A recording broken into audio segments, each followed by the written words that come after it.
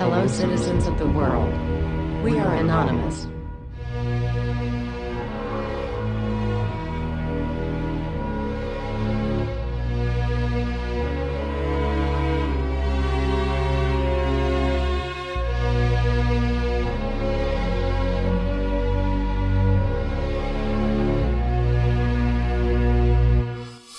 Citizens of the United States. We are anonymous. There is a new bill that the United States government has successfully passed. It is called the Stop Online Piracy Act, or SOPA, for short. Also known as the Protect IP Act of 2011. The U.S. Congressional Budget Office estimates that implementation of the bill would cost the federal government $47 million through 2016. It will cost you, the taxpayers, $47 million over the next 4 years.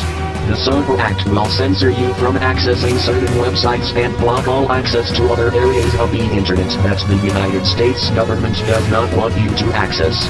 The SOPA Act essentially means that, even if you make a video of your child playing or singing and you have music playing in the background, or video on TV, you are breaking the law, and the government will order the websites that host your content to censor your content because of their new bill.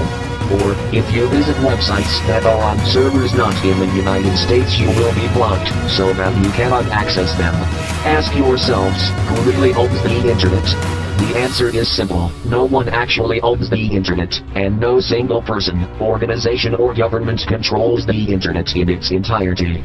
It is more of a concept than an actual tangible entity, and the internet relies on a physical infrastructure that connects networks to other networks. There are many organizations, corporations, governments, schools, private citizens and service providers that all own pieces of the infrastructure that make up the internet, but there is no one entity that owns it all. How can the U.S. government decide to block access to parts of the internet that the U.S. government does not even own? The SOPA Act is a direct violation to people's right to freedom of knowledge and information, and for that violation the United States government is a disgrace to the land of the free that every United States soldier has fought or died for. The United States government is essentially telling the people of the United States that they are free to do as the government tells them. If people do not follow their rules, they will arrest them for making an attempt to learn.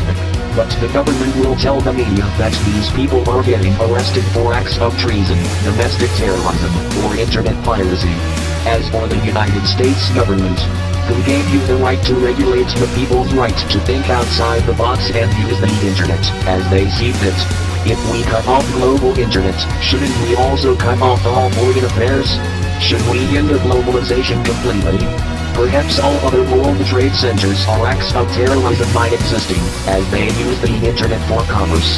The ambiguity of this bill should terrify you. This video likely will not last long on Yelp. As long as you can, download Yelp Downloader, and help us share this message. If you speak, they have to listen.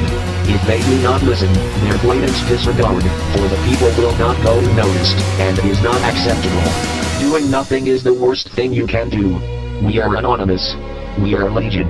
We do not forgive. We do not forget. Expect us.